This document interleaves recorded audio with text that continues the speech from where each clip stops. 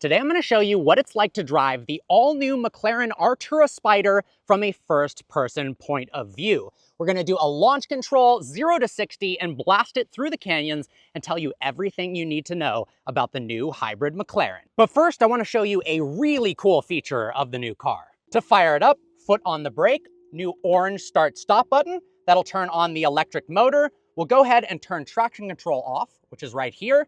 Then we will activate variable drift control. How crazy is this, guys? The Mclaren helps you drift by limiting the slip angle that you're comfortable with, and you can control it from a very small drift to maximum level 15 if you're feeling comfortable. How cool is that? Stick around to the end of the video because we will be doing a launch control. The Artura is powered by a 3-liter twin turbocharged V6 with an E-motor that makes 691 horsepower and 531 pound-feet of torque.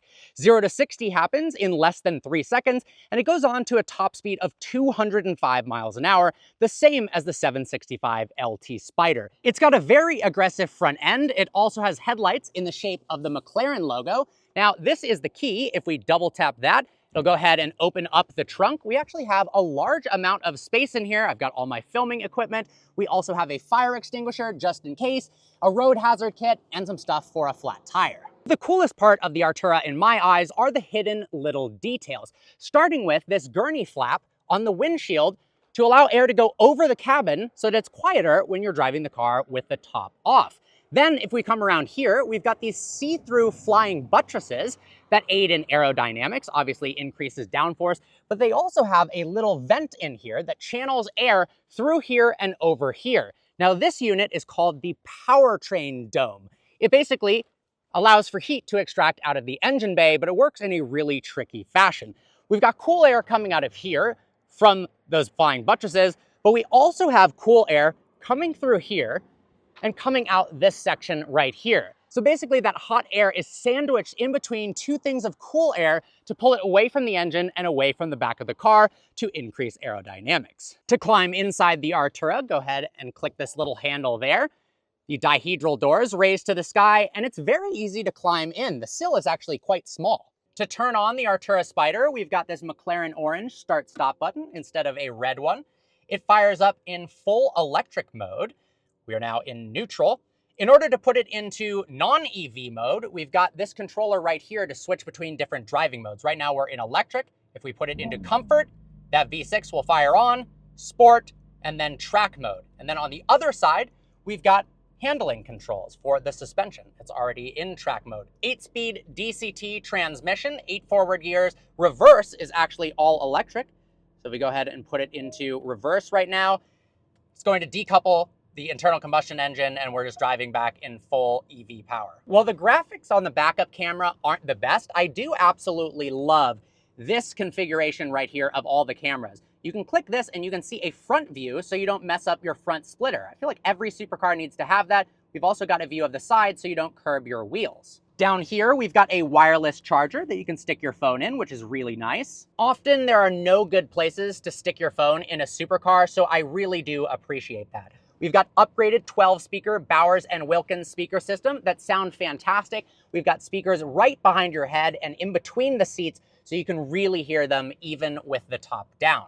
If we go into ambient lighting, there's various ambient lighting options to choose from, as well as the ability to change the brightness and determine where you want it. So footwells and door, all of a sudden it will appear on the door. Watch what happens when you turn it off. It kind of disappears into that trim and you can't even see that there's ambient lighting in there whatsoever. I absolutely love that. Now, one of my favorite buttons in the car is this one right here. Because it's a convertible, we've got this little window that can go up and down. So you can still have the roof on, but lower that window so you can hear that engine better. Now, we also have an electrochromic glass roof. So if you click this, you can't see anything. And if you click it again, boom, you've got a sunroof. This button right here, go ahead and press and hold. And in 11 seconds, that top is going to drop using 8 different motors. That is crazy. All right, guys, I say we take it out for a spin. I figured we'd start the driving portion of this video off in all electric mode because it's pretty unique driving a Mclaren without engine sounds. Last time I did this, I was in a P1. So we can drive like this for up to 21 miles at speeds of up to 81 miles an hour, which which is pretty cool. If you want to leave your house without anybody knowing, not annoy your neighbors in the morning, you could just go in all electric mode. Especially if you modify the engine so it's really loud, it would be nice to be able to pull out of your driveway without making an absolute scene.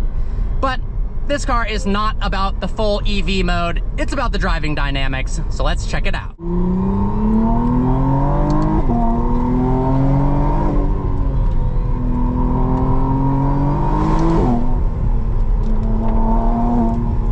We'll put ESC in dynamic mode.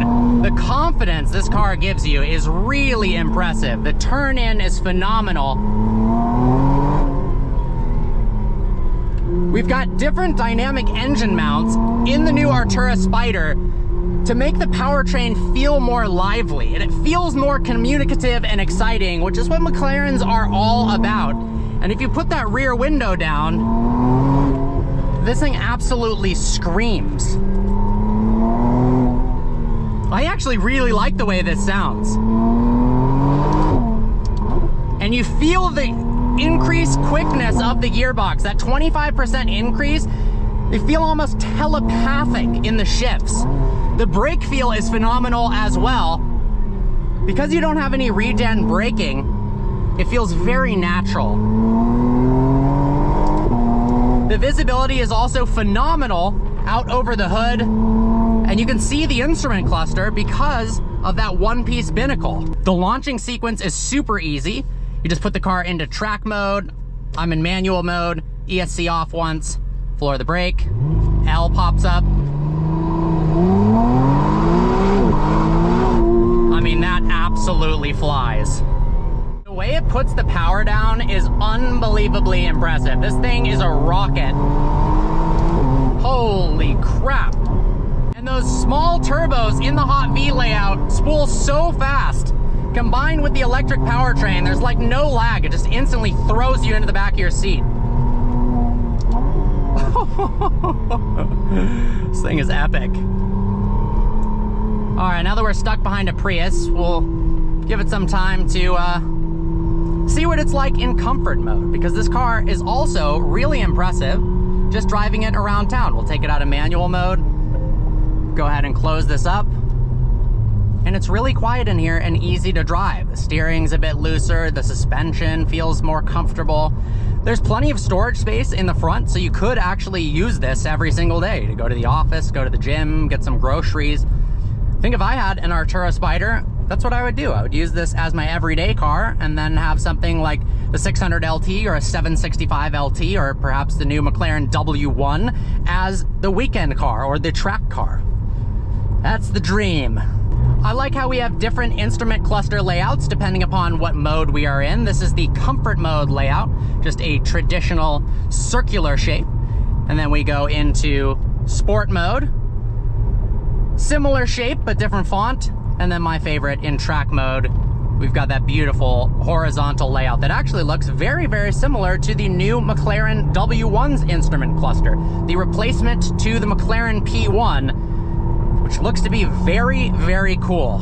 So McLaren, if you're watching, I would love to go to the launch drive and see what that thing is all about. All right, let's put it back into manual, ESC in dynamic mode. I mean, this thing, and the brakes are really impressive as well. It's such a balanced feeling car. It feels so small.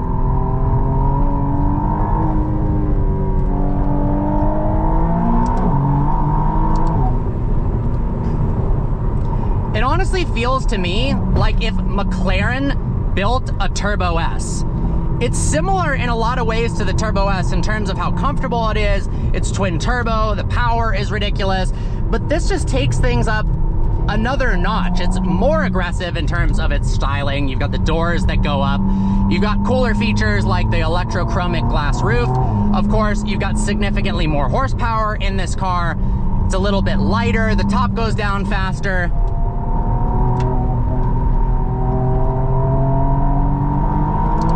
It's basically the Turbo S killer. And if you compare it to something like the 296, you kind of can't, because that starts at $100,000 more than this car. That's a significant price gap. This for the Spider starts at $270,000, and then the 296 Spider starts at $370,000+. I'd rather have this and pocket the 100 grand.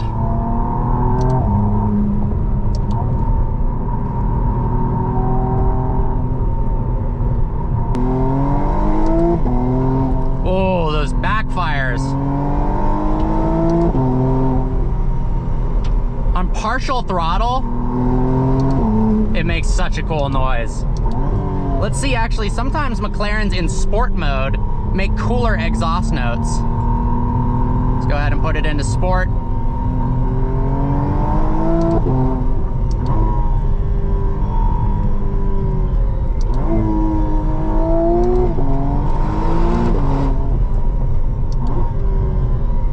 Sport mode has more of an interruption ignition cut in between the shifts, make it feel a little bit more lively. That's fun. The interruption in power is awesome. And then you put it into track mode and you don't feel the shifts at all. Hence the seamless shift gearbox name. Wow. What a good car. Well guys, I hope you enjoyed today's video. Like always, please browse the channel and subscribe. I look forward to seeing you next video.